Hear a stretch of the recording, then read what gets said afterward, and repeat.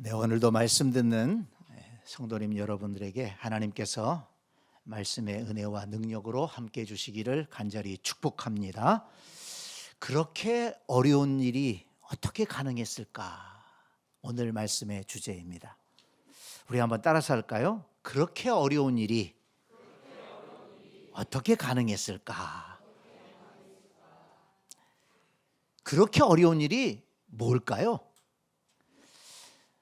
1절 말씀 다시 한번 봅니다. 옛적에 바벨론 왕 느부갓네살에게 사로잡혀 바벨론으로 갔던 자들의 자손들 중에서 노임을 받고 예루살렘과 유다도로 돌아와 각기 각자의 성읍으로 돌아간 자라고 했습니다. 옛적에 얼마나 옛적입니까? 70년 전에 나라가 망하고 유다 나라가 망하고 바벨론으로 많은 백성이 포로로 끌려왔습니다. 그런데 이 바벨론이 망하고 페르시아 나라가 다시 세워지면서 그 페르시아의 고레스 왕이 칙령을 내려서 명령을 내려서 그 포로로 바벨론 왕들이 포로로 끌고 왔던 유다 백성들에게 고향으로 돌아가라 명령을 내린 겁니다. 고향으로 돌아가도 좋다. 가서 너희가 믿는 하나님을 위해 성전을 세우고 하나님 앞에 기도해라. 해방의 명령을 내린 것입니다. 여러분, 그게 왜 어려운 일일까요? 좋은 일 아닙니까? 네, 물론 좋은 일이죠. 아니 70년을 포로로 끌려와서 노예처럼 살았는데 해방이 왔습니다. 생각지 못했던 일입니다. 고향으로 돌아가서 다시 성전을 짓고 다시 하나님을 예배하라고 하는 이 말이 얼마나 좋은 말입니까? 그러나 여러분 생각해 보면 그 바벨론 땅에서 지금은 페르시아 거기가 지금의 이란 땅입니다. 그 이란 땅에서 다시 예루살렘으로 돌아온다는 것은 쉬운 일이 아닙니다. 많은 어려움이 산재되어 있는 일입니다. 희생과 결단이 없이는 대단한 용기가 없이는 이룰 수 없는 일입니다. 왜 그럴까요? 어떤 어려움이 있을까요? 잘 들어보세요. 먼저 가장 중요한 것이 경제적인 면에서의 어려움이 아니었을까요? 자, 여러분 여기 1절 말씀에서 뭐라고 그랬습니까? 바벨론으로 갔던 자들의 자손 중에서 노임을 받고 그랬습니다. 그러니까 70여 년 전에 포로로 끌려갔던 1세대의 사람들은 거의 다 세상을 떠났습니다. 그리고 거기에서 태어났던 2, 3세대 사람들이 그곳에 살면서 지금 70년을 살면서 거기에 삶의 터전을 일구었습니다. 집을 지었을 것입니다. 거기에서 어떤 사람은 농사를 지었을 것이고 목축을 했을 것이고 어떤 사람은 상업을 했을 것입니다. 당시 바벨론은 굉장히 번성한 세계 최대의 강한 나라가 아니었습니까? 유대인들은 워낙에 부지런한 사람들 아닙니까? 지혜가 있는 사람들입니다. 상술이 뛰어났던 사람들입니다. 그러니까 포로로 끌려가서도 거기에서 삶의 터전을 든든하게 잘 세웠을 것입니다. 그런데 그 모든 것을 포기하고 고향으로 돌아가 예루살렘으로 돌아간다는 것 쉬운 일이겠습니까? 다시 시작해야 됩니다. 여러분 그런데 그 예루살렘은 지금 어떻습니까? 유다 땅은 어떻습니까? 70년 동안 황폐한 땅입니다. 거기 가서 다시 사업을 시작한다? 다시 집을 짓는다? 다시 농사를 짓는다? 쉬운 일이겠습니까? 또 하나 심리적인 어려움이 있어요. 심리적으로 받아들이기 어려운 그런 점이 있습니다. 아까도 말씀드렸지만 이미 70여 년의 세월이 지났기 때문에 유다 땅에서 끌려왔던 사람들 중에서 많은 사람들이 돌아가셨어요. 그리고 그곳에서 태어나고 그곳에서 자라고 그곳에서 공부하고 그곳에서 직장을 가지고 그곳에서 삶의 터전을 가졌던 2세대, 3세대의 사람들입니다. 그 사람들에게는 고향이 어디입니까? 바벨론 땅이에요. 출생지예요. 거기에 언어와 문화와 모든 것이 다 익숙합니다. 예루살렘, 조상들의 고향이죠. 물론 하나님의 약속의 땅이라고 배웠습니다.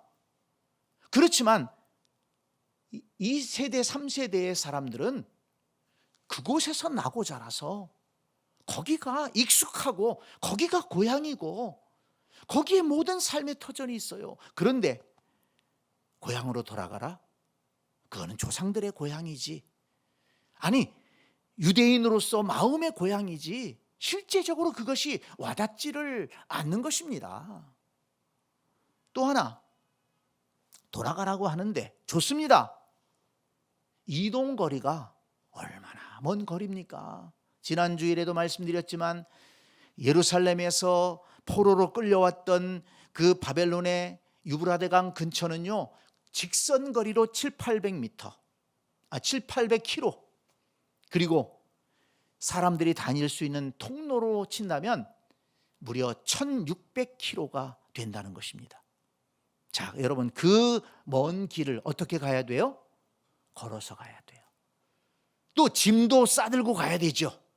달구지에다가 싣고 나귀를 타고 또는 말을 타고 걸어서 1600km를 가야 되는 것입니다. 에스라 7장 9절에 보니까 에스라가 제2차로 유다인들을 데리고 예루살렘으로 돌아갔는데 거기 보니까 첫째 달 초하루에 바벨론에서 길을 떠났고 하나님의 선한 손에 도우심을 입어 다섯째 달 초하루에 예루살렘에 이르니라 그랬습니다. 얼마 걸렸어요? 4달 걸렸어요. 4달을 걸어서 간 거예요. 거기에 노약자도 있죠, 어린아이도 있죠, 여성들도 있죠. 4달을 걸어서 간다는 것 얼마나 어려운 일입니까?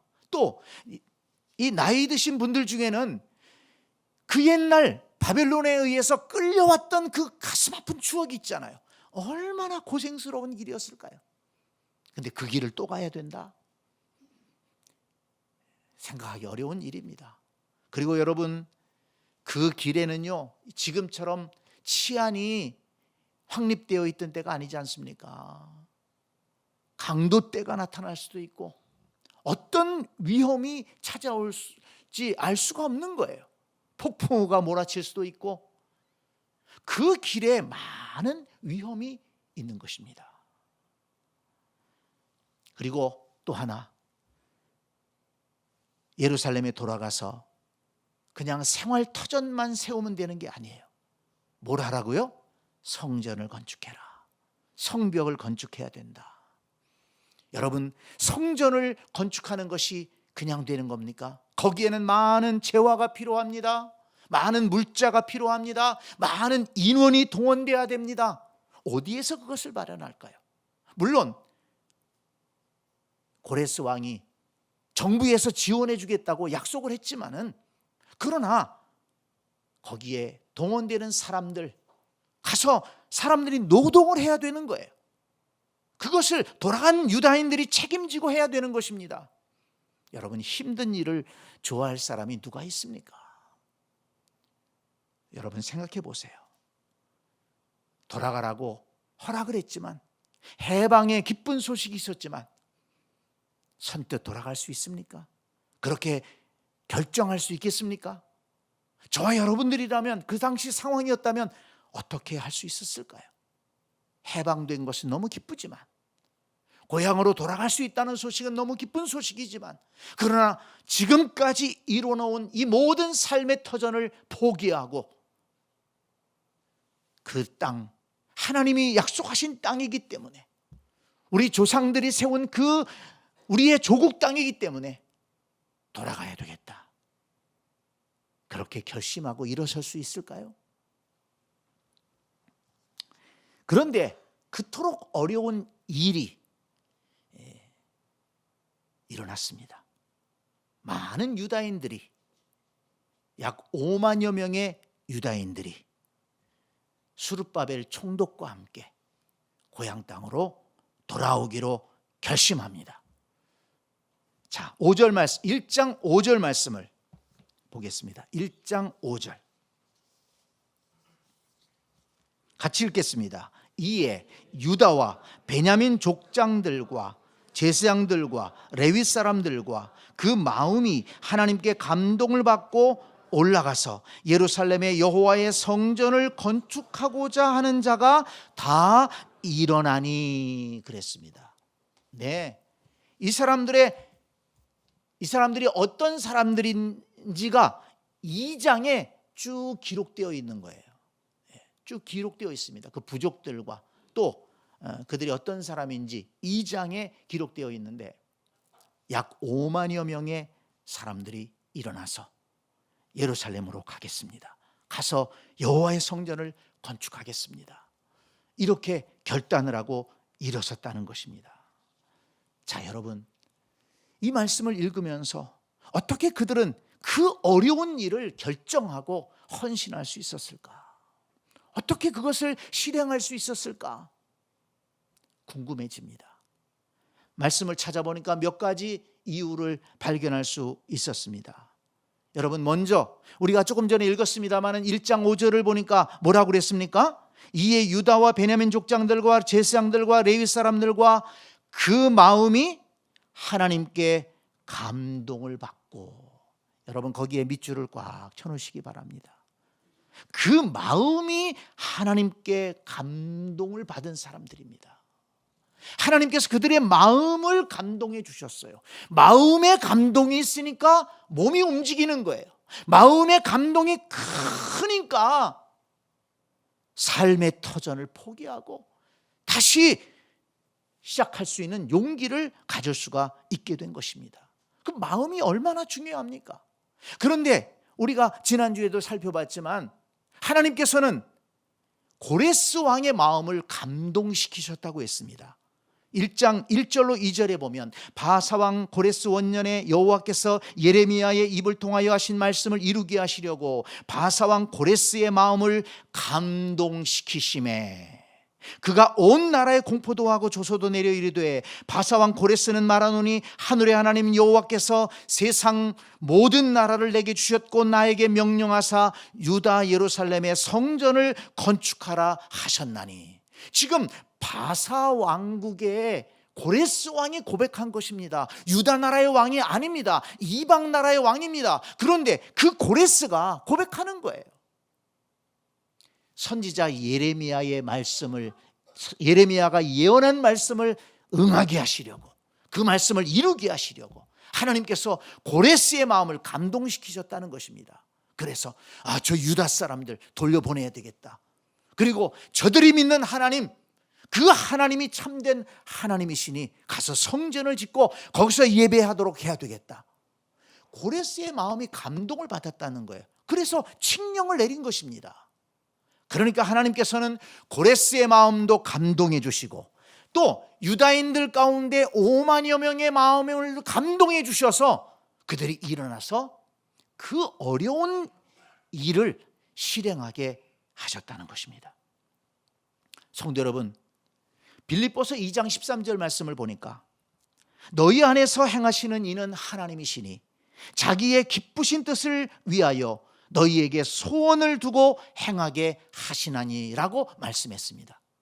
하나님께서는 어떤 일을 이루실 때 사람을 통해서 이루시는데 그 사람의 마음에 소원을 주신다는 거예요.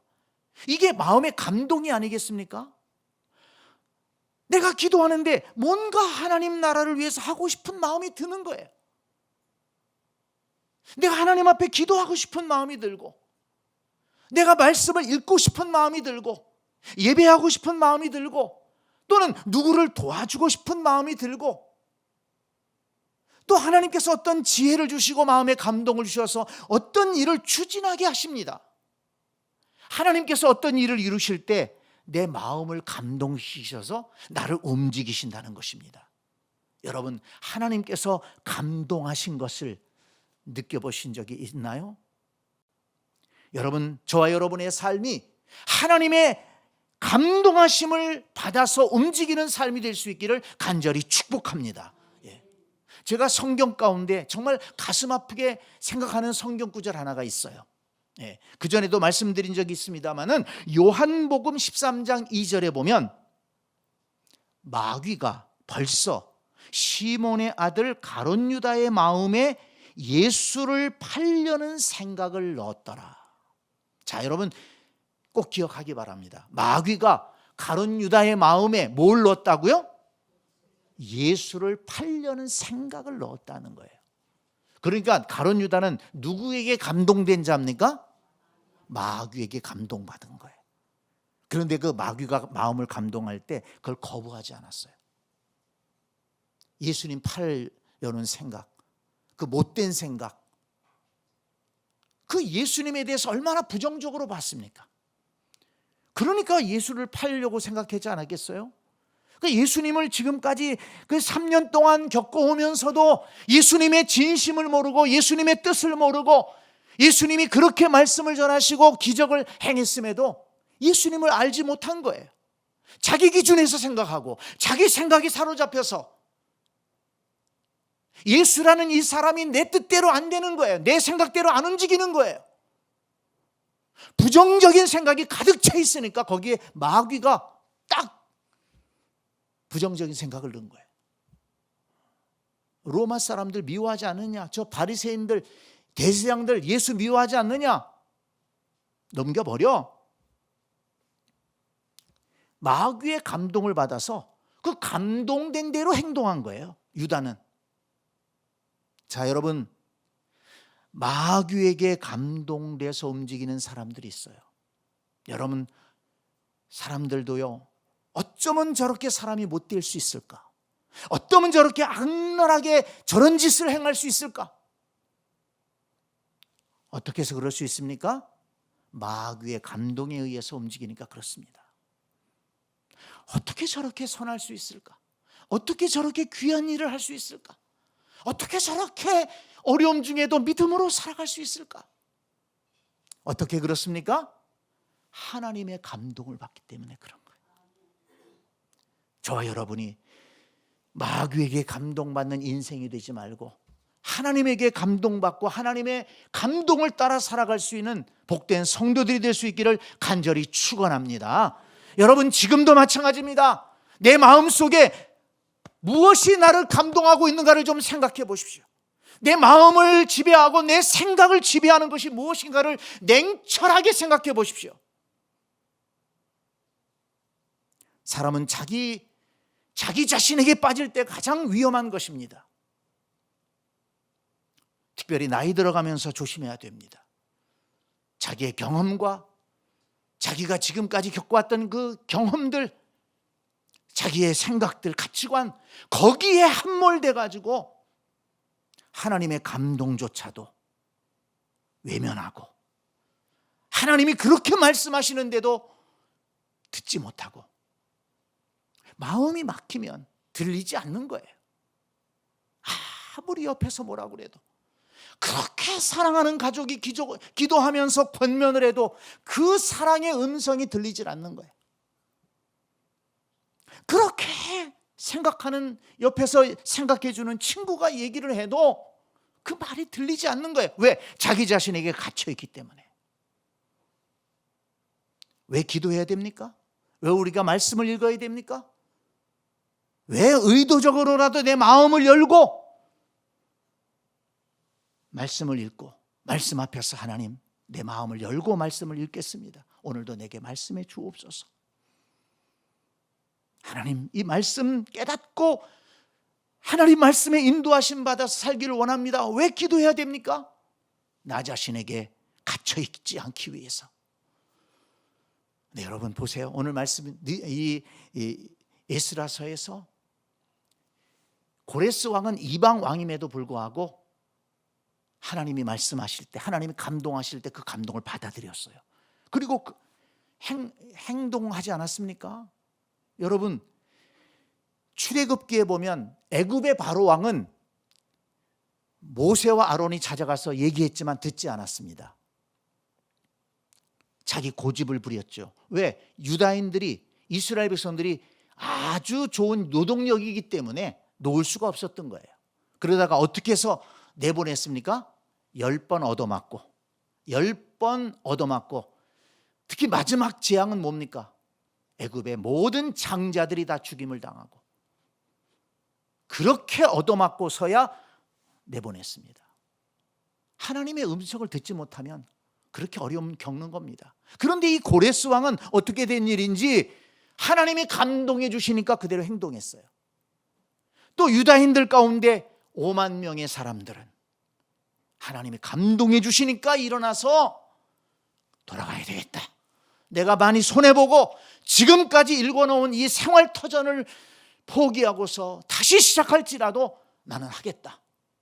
거룩한 결단, 거룩한 헌신이 거기에서부터 시작되었습니다. 성도 여러분, 하나님께서 감동하시는 사람, 또 그 감동을 받아들일 수 있는 성도, 하나님의 감동에 예민할 수 있고 그 감동을 따라서 살아갈 수 있는 믿음의 백성들이 될 수 있기를 바랍니다. 마귀의 감동은 물리치고 하나님의 감동을 받아들여야 된다는 것입니다. 이 고레스 왕을 생각하면서 제가 한 가지 또 궁금해진 것이 있었어요. 이 말씀을 읽으면서, 아니 고레스는 이방 왕인데 아니 어떻게 하나님에 대해서 그렇게 진실하게 고백할 수 있을까?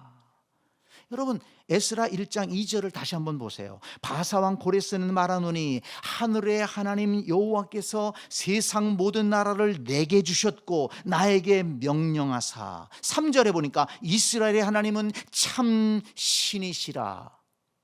누가 얘기한 겁니까? 이방 왕 고레스가 얘기한 거예요. 이스라엘 왕이 아니에요. 어떻게 이럴 수 있었을까? 그런데 말씀을 살펴보니까 한 가지 추정해 볼 수 있었어요. 그 옆에, 이 고레스 왕 옆에 믿음의 사람이 있었어요. 신실한 믿음의 사람이 있었어요. 그가 누굴까요? 여러분 잘 아는 사람입니다. 다니엘입니다. 다니엘 1장 21절에 보니까 다니엘은 고레스 왕 원년까지 있으니라. 다니엘서 6장 28절을 보니까 이 다니엘이 다리오 왕의 시대와 바사 사람 고레스 왕의 시대에 형통하였더라. 다니엘 10장 1절 또 보니까 바사 왕 고레스 제3년의 한 일이 벨드사살이라 이름한 다니엘에게 나타났는데 그 일이 참되니 곧 큰 전쟁에 관한 것이라. 다니엘이 그 일을 분명히 알았고 그 환상을 깨달으니라. 여러분, 이 다니엘은요 1차 포로로 끌려갔던 사람입니다. 유다가 망할 때 포로로 끌려갔는데 인정을 받아서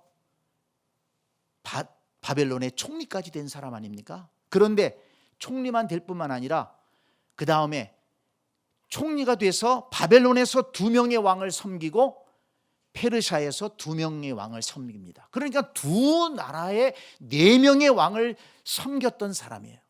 그렇게 쓰임받았던 놀라운 입지전적인 사람이죠. 네, 여러분 우리가 알지 않습니까?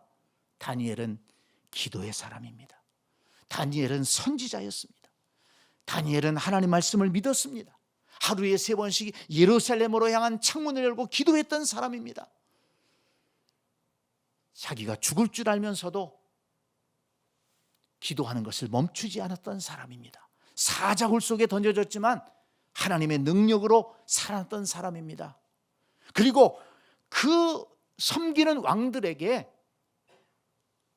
하나님의 뜻을 전하고 또 나라가 나가야 될 방향들을 조언함으로써 왕의 책사로서 인정을 받고 그렇게 살았던 사람입니다. 그런데 그 다니엘이, 그 믿음의 사람이, 그 신실한 사람이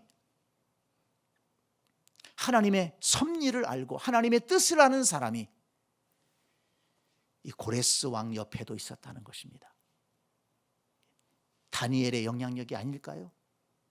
다니엘이 하나님의 살아계심과 하나님의 뜻과 하나님의 말씀과 하나님의 계획을 알려주었고, 다니엘이 말하는 것이 정말 옳은 말이구나, 다니엘이 말하는 그 하나님의 뜻이 정말 이루어지는구나, 다니엘을 통해서 이 고레스는 하나님을 알게 되고 하나님이 어떤 분이신가를 깨달을 수 있었다. 성경을 살펴보면서 저는 그렇게 정리를 했습니다. 성도 여러분, 하나님은 사람을 통해서 일하십니다. 고레스 옆에 다니엘이 있었고, 다니엘이 조언할 때 고레스가 들었다. 이렇게 생각해 볼 수 있는 것입니다. 성도 여러분, 우리 주변의 사람들이 나에게 정말 하나님의 말씀으로 권면할 때 그 말씀을 들을 수 있는 마음이 열려져 있다는 것은 참으로 복된 일입니다. 내 생각에 갇혀 있지 말고, 내 관점에 갇혀 있지 말고, 내 습관에 갇혀 있지 말고, 하나님께서 감동하실 때, 또 하나님께서 주의 종들을 통해 말씀하실 때, 권면하실 때, 사랑하는 가족을 통해서 말씀하실 때, 친구를 통해서 말씀하실 때 그 말씀을 받아들이고 움직일 수 있다면 그 사람은 복된 사람일 것입니다. 믿음을 지킬 수 있고 하나님의 뜻을 행할 수 있을 것입니다. 또 하나, 그들은 어떻게 그 어려운 일을 가능하게 했을까? 이 에스라서의 말씀을 읽어보니까요, 그들은 하나님을 사랑하고 하나님을 사랑하기 때문에 하나님을 예배하는 것을 기뻐했던 사람이라는 것을 알 수가 있었습니다. 그러니까 고레스 왕이 유다인들에게 고향으로 돌아가라, 해방이다, 이 해방의 명령, 그것은 단지 해방의 소식이 기뻤다기보다도 돌아가서 뭘 하라고요? 성전을 세워라, 성전을 세워라. 이것이 그들에게는 큰 기쁨인 것입니다. 왜냐하면 유다인들에게는 하나님을 사랑하기 때문에 하나님을 예배하는 것이 너무나도 소중한데, 성전을 다시 재건하고 그곳에서 예배를 드려라. 그 예루살렘 성전, 다윗이 준비하고 솔로몬이 세웠던 그 영화로운 성전, 그 성전이 무너졌는데 그것을 다시 우리 손으로 세우고 그곳에서 내가 사랑하는 하나님, 나를 구원하신 하나님, 창조주 하나님, 내가 섬기는 하나님을 그곳에서 예배할 수 있다. 여러분, 이것만큼 더 기쁜 소식이 없는 것입니다. 이것이 그들의 마음을 흥분시켰습니다. 그리고 그 땅에서 일구었던 삶의 터전들을 포기하고 모든 기득권들을 포기하고, 그리고 앞으로 당할 어떤 어려움이 있을지 모르지만 그 어려움들을 감내하면서라도 하나님의 성전을 세우고 그곳에서 예배하리라. 그 심령이 충만하기 때문에 그런 어려운 결정을 할 수가 있었던 것입니다. 그래서 여러분, 이 2장 말씀을 읽어보면 그들이 돌아와서 어떻게 합니까? 자, 68절을 다시 한번 보세요. 2장 68절. 어떤 족장들이 예루살렘에 있는 여호와의 성전터에 이르러 하나님의 전을 그곳에 다시 건축하려고 예물을 기쁘게 드리되 힘 잘하는 대로 공사하는 금고에 드리니 금이 6만 천 다리기요 은이 5천만에요 제사장의 옷이 100벌이었더라. 예루살렘에 돌아오자마자 한 것이 뭡니까? 여기가 성전터야, 여기에다 성전 세워야 돼, 여기에 필요한 것 내가 힘닿는 대로 내가 드려야 된다. 여기 중요한 말씀이 있어요. 69절. 힘 잘하는 대로 드렸다. 힘 잘하는 대로 드렸다. 그렇죠. 없는 것을 어떻게 드립니까? 그렇지만 정말 성전 세우기를 원하고 하나님 앞에 예배드리기를 기뻐하는 성도들, 자기가 할 수 있는 만큼, 참 이 말이 우리에게 참 중요한 말이라고 생각돼요. 여러분, 내가 할 수 없는 것은 하지 못합니다. 내가 할 수 없는 것을 하나님은 원하시지 않아요. 그렇지만 하나님을 사랑하는 사람들은 힘 잘하는 대로 하는 거예요. 힘 잘하는 대로 하는 것입니다. 힘 잘하는 대로 예배하고 힘 잘하는 대로 헌신하고, 하나님은 그 심정을 아십니다. 그 마음을 아십니다. 그런데 얼마나 성전 짓는 것이 좋았으면, 예배하는 것이 좋았으면 돌아오자마자 이렇게 성전 건축을 위해서 헌금했을까요? 그리고 3장을 읽어보게 되면, 다음 주에 3장을 말씀드리겠습니다마는 3장을 읽어보면 그들이 7개월 만에, 그러니까 6개월 동안 그곳에 가서 우선 살 곳을 좀 정리해야 되지 않겠습니까? 그러고 나서 6개월이 지난 후에 그들은 다시 예루살렘에 모입니다. 그리고 거기에서 제단을 쌓고 예배를 드립니다. 아직 성전은 시작도 못했지만 예배부터 시작하는 거예요. 제단을 쌓고 예배부터 시작하는 거예요. 기도하는 거예요. 절기를 지켰다고 했습니다. 뭡니까? 하나님의 은혜를 구한 거예요. 하나님 우리를 여기까지 돌아오게 하셨습니다. 이곳에 성전 다시 지을 겁니다. 이곳에서 하나님 예배할 겁니다. 하나님 기뻐 받으시옵소서. 여러분, 그 어려운 일을 어떻게 가능하게 했을까? 그 모든 어려움보다 하나님을 사랑하는 마음이 컸기 때문에 그런 것입니다. 여러분 생각해 보세요. 사랑이 위대한 것이 왜 위대합니까? 사랑하게 되면 다시 보게 됩니다. 사랑하게 되면 생각하게 됩니다. 사랑하게 되면 희생하게 됩니다. 사랑하게 되면 기꺼이 나의 삶을 드립니다. 사랑하게 되면 손해보는 것이 아니라 그것이 기쁨입니다. 하나님을 사랑하기 때문에, 그리고 그 하나님을 예배하는 것이 너무나도 소중한 가치이기 때문에 그들은 많은 어려움이 있음에도 불구하고 그것을 극복하고 돌아가기로 결정했던 것입니다. 하나님의 성전을 건축하겠다, 예배하겠다, 하나님 나라를 다시 세우겠다 다짐했던 것입니다. 오늘은 여기까지만 말씀을 드리고 다음 주에 이어서 말씀을 드려야 되겠습니다. 성도 여러분, 그렇게 어려운 일을 어떻게 가능하게 했을까? 하나님의 감동을 받으니까 마음이 뜨거워져서 감당할 수 있었습니다. 하나님을 진정으로 사랑하기 때문에, 예배가 소중하기 때문에 그들은 감당할 수 있었습니다. 저와 여러분이 그런 성도가 되기를 원합니다. 우리도 인생을 살아가면서, 신앙생활하면서 쉽지 않잖아요. 얼마나 많은 걸림돌이 있고 어려움이 있습니까? 나 자신의 마음이 약해질 때도 있고 정말 포기하기 힘든 것도 있고, 그렇게 어렵고 힘들 때 어떻게 우리가 일어설 수 있을까요?